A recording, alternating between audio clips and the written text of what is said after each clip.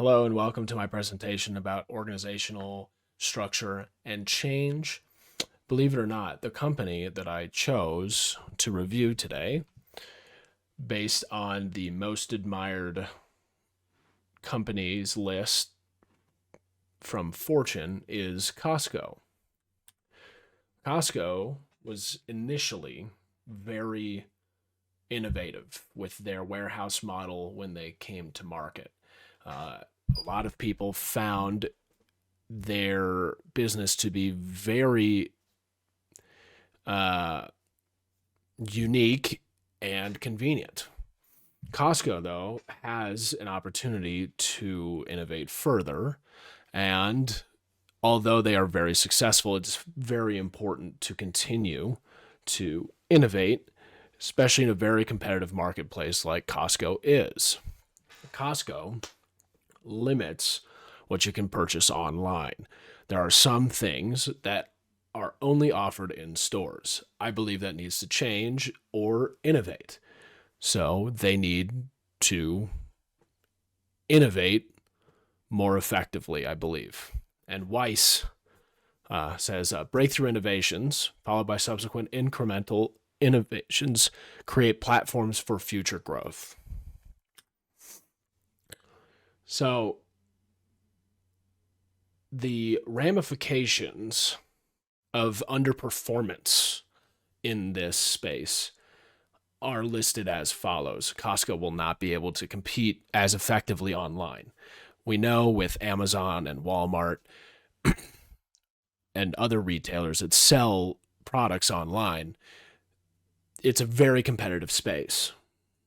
But there are many opportunities due to Costco's pricing, and I think Costco should take advantage of that. Costco will lose out on many business opportunities because whether it's location of the consumer or individual consumer conveniences that require them to have things delivered, those business opportunities won't occur as much with Costco if a consumer decides they want a product that is only available in store. And more remote customers will not have as much access to Costco. I think this is very important. More rural communities could utilize Costco more effectively without having to drive, say, a few hours to go to the nearest Costco. Ramifications continuing here. More companies are pushing online sales. It's due to a variety of factors, but largely because of the COVID-19 pandemic. A lot of companies pushed to get their products online because it was more convenient. So that trend hasn't necessarily stopped. More people are utilizing more services to send it to their house without actually having to go to a brick and mortar location. So competing in this space, especially with Costco's pricing model and everything like that, is going to be necessary to innovate how they do their online sales. Again, more ramifications associated with not innovating would be Costco's ability to compete goes down. That's a huge issue. While they're very well established, it is necessary for them to still compete, and they should compete in the online space as well. They should value that. Consumers might be driven away from Costco, knowing full well that they are not going to be able to get certain items, and they might go to a competitor instead that does offer it online.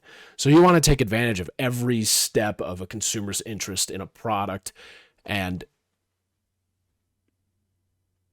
take advantage of that. Like I said, Mandic said that online sales have grown significantly since the COVID-19 pandemic, and the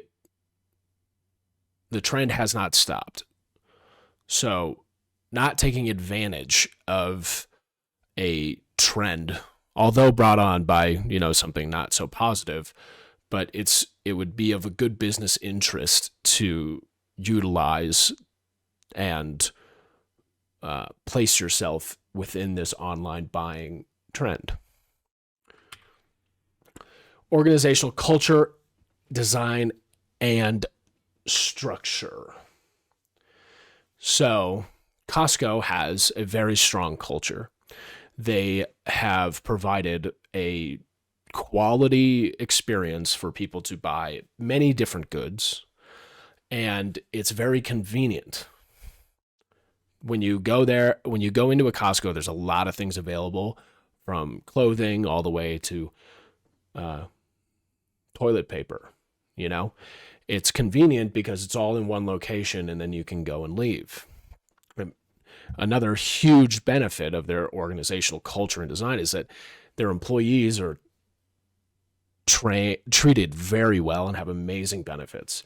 So their staff on site are increasingly nice and very helpful. And it's largely due to the organizational structure and design and culture that makes the experience so great and very helpful to consumers. Costco is a conscious culture, has a conscious culture. Costco supports their employees in many ways. They have above market wages, benefits for full and part time employees, which is very rare, and exceedingly generous retirement contributions. And Costco has also positively impacted the community. They donate millions to charity and local communities. They have a 10-point climate action plan to ensure that they are not negatively, or at least limiting their effect on climate change. And they also have an animal welfare policy ensuring that the animals, especially poultry, are respected and treated well before they are sold at Costco. So Costco's conscious capitalism continued. Now, this all ties into their entire structure and culture. And I think this is a very important thing to note, is that Costco really is on the side of their employees and their servants, because 60% of employees at Costco have been with the company for over 5 years, and 33% of them have been with the company for more than 10. That's an indication that you are treating a large amount of employees remarkably well. And due to their commitment to their employees, they stay. And I think from the organizational standpoint, advancing and really showing, advancing their innovation with their online store would be really beneficial to them for more than just financial ways. They already have a very dedicated base of employees that would want to help people online. They want to help online purchasers. So I think just expanding on the greater service to the community by allowing more things to be sold online, I believe that Costco can inspire employees to go beyond what they're currently doing and continue their innovation process.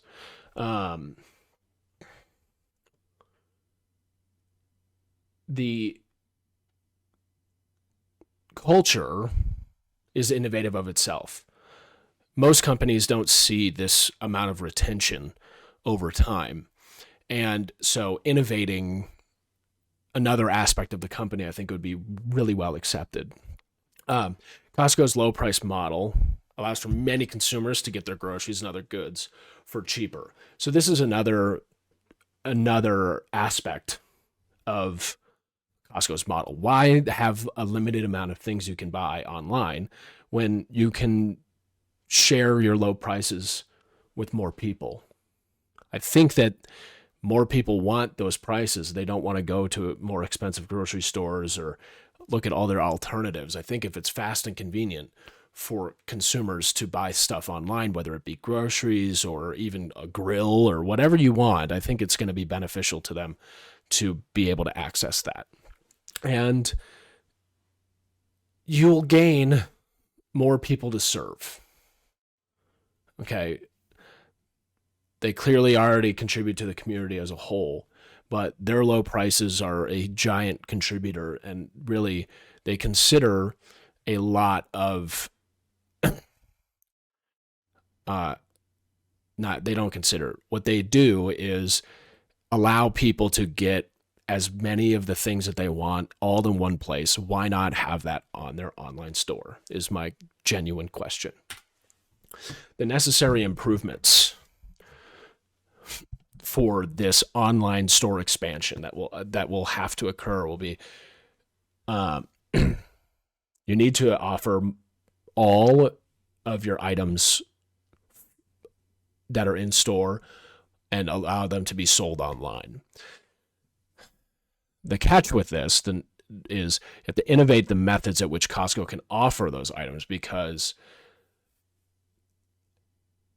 they can't compete right now as effectively as they should online. So innovating those methods to offer those items would really improve the space. And a big aspect would probably be the supply chain concern. So improving on the supply for areas that have Costco so that people can order things online will be a necessary improvement in order to still have items in store while also having them online. The improvement plan following Kotter's 8 steps would be to point out that it's important to compete for online business and admit that not every product is available online. This should establish some degree of urgency and whoa, I missed something here. My apologies. Should establish some degree of urgency and in a manner that indicates other companies offer these products online, so we should offer all of our products online. Doing this effectively will require that we form a group of people that also believe that we should offer more products online. And convince members of the organization of that idea. The vision surrounding this is that Costco's prices and items are available for delivery everywhere. So that's the end goal. And effectively communicating how beneficial it would be to implement this within the organization is going to be a necessary part of making these improvements. And part of any organizational change is that there will be people that are resistant to it. So listening and understanding exactly what they want and making adjustments so that everyone is happy will be necessary as well. And as part of this 8-step plan, addressing and creating short-term wins would be a huge benefit. So rolling out online purchases slowly, so the full totally accessible online marketplace, doing it slowly and in specific regions that have a solid supply will be necessary and will get wins. And then we test and review and make sure that everything is going to be working, and then slowly begin to expand on those items as well to build on that initial change with the information that we did with the slow rollout, and continue to promote afterwards and roll out to every location that Costco is available. And then from then on out, we need to support and sort of anchor these changes into the organization overall. So again, to reiterate, accurately describing the benefits will be key, and communicating and understanding the implication of expanding online sales will be necessary. So we have to dive into all those aspects I was talking about. We have to talk about supply chain. We have to talk about marketing. We have to do all of these things, right? So challenges will be the supply chain. Got to have enough items to sell. That has to happen. Otherwise, this fails.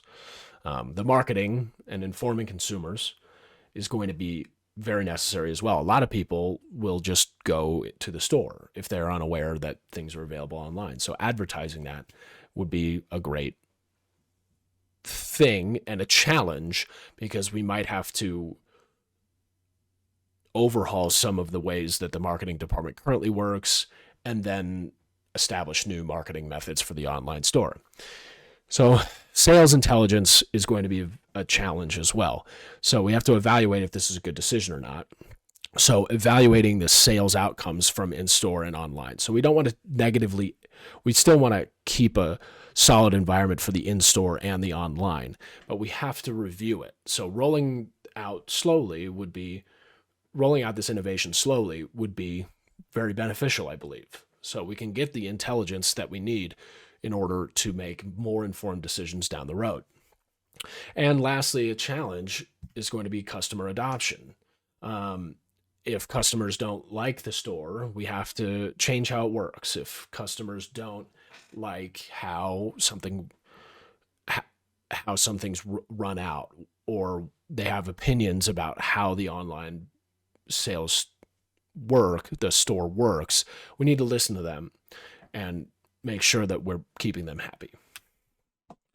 Now, strategies for the organization.